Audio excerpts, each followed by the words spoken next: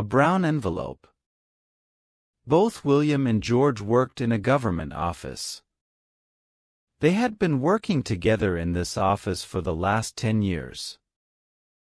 One day William looked a little worried.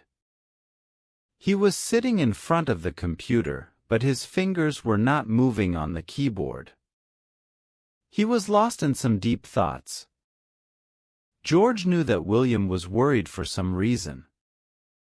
George got up from his chair. William looked at George but did not say anything.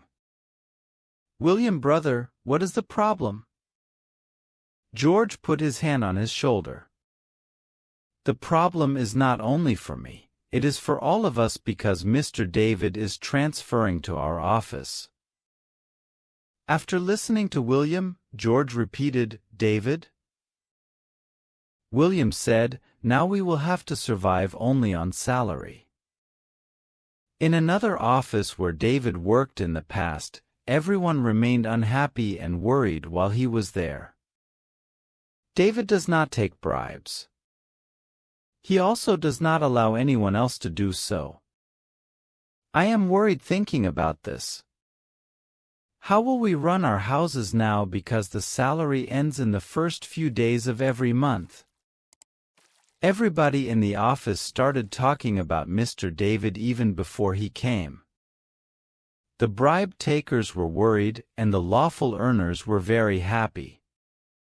When Mr. David came to the office on the first day, he had a short meeting with his colleagues and emphasized that everyone would work honestly and sincerely. "We will perform all the tasks based on merit. No one will take bribes for anything." Mr. David strictly followed his words. Those who came with their files pressed to their armpits were worried now because they used to give bribes for their illegal tasks. Now they were not very happy. All staff members were doing their tasks based on merit. When Arthur, a manager of a big company, placed the file in front of William, he thought that it would be signed as easily as before. William flipped through the pages of the file. Looking at Arthur, he said, "The file is incomplete because the road is ready to be used, but it does not have the report of the inspection team. Please complete the file." Arthur silently took out a brown-colored envelope from his pocket and placed it on the table in front of William. Now he could not receive that brown envelope full of money, as Mr. David had instructed him not to take the bribes. "Take it back immediately, Arthur." "The situation in the office is not the same as before," William confidentially explained to Arthur while looking around. "Office situation, I understand everything. Now the price will have to be increased." "Okay, I will directly talk to David." Arthur took the file from William with a smile. After some time he was sitting in front of David. After reviewing the file in detail, David said, "William is right. The file is not complete. Please complete the file." "Come, when the file is complete, I will sign it." "If you sign now, it will be very kind of you," said Arthur, emphasizing the word kind. "I cannot sign an incomplete file. Do not waste my time. I have a lot of work to do."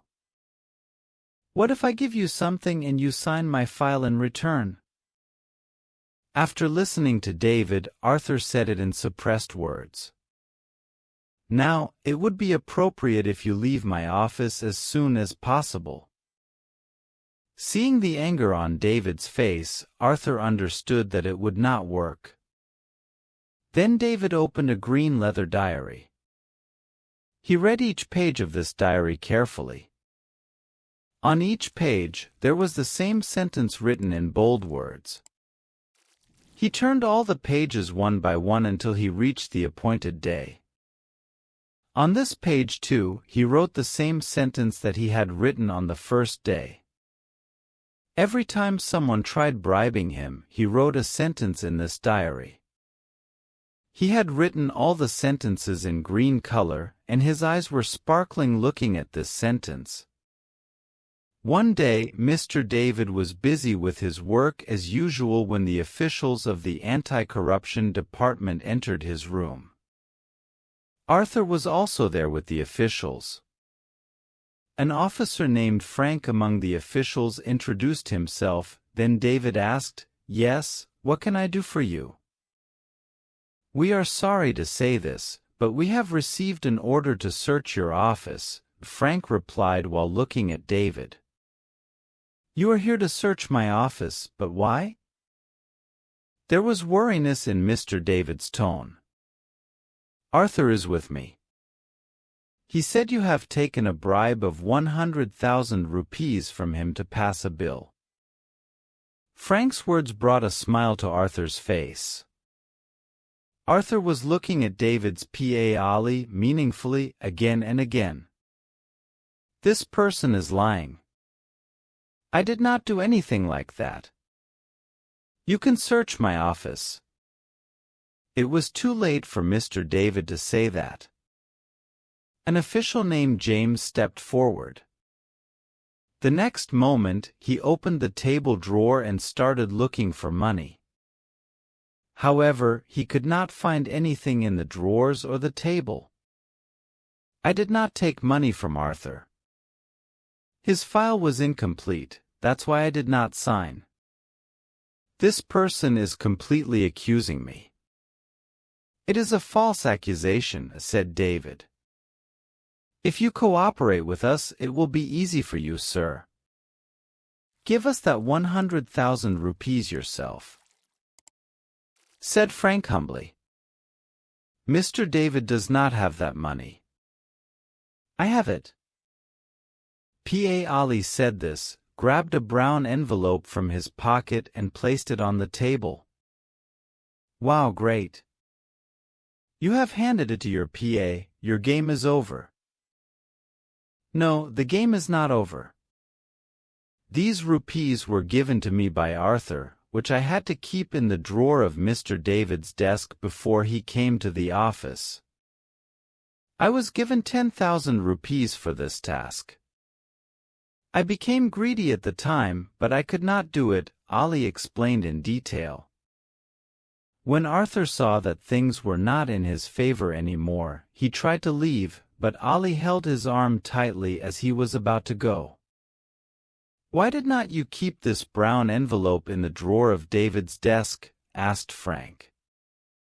"I came to put this envelope in the table drawer, but when I opened the drawer, I saw a green diary. I picked up the diary, and when I was about to put the brown envelope, the diary fell to the ground.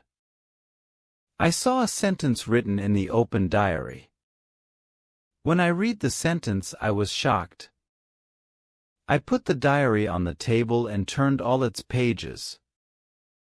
The same sentence was written on all the pages, 'My dear country, neither I will harm you nor let anyone else.' I kept turning the diary pages and kept reading this sentence. After reading this sentence continuously, my eyes were full of tears. My conscience did not allow me to create problems for an angelic person like Mr. David. I was lost, but the sentence written by David has brought me to the right path." Ali's tears started flowing while saying this. Frank saw Arthur. He stood with his head bowed. The truth had sifted from the false. James arrested Arthur for false accusation. They forgave Ali for his cooperation with the department. That one sentence from Mr. David had turned Ali from an enemy of the country to a patriot. David was very happy that there was no stain on his patriotism.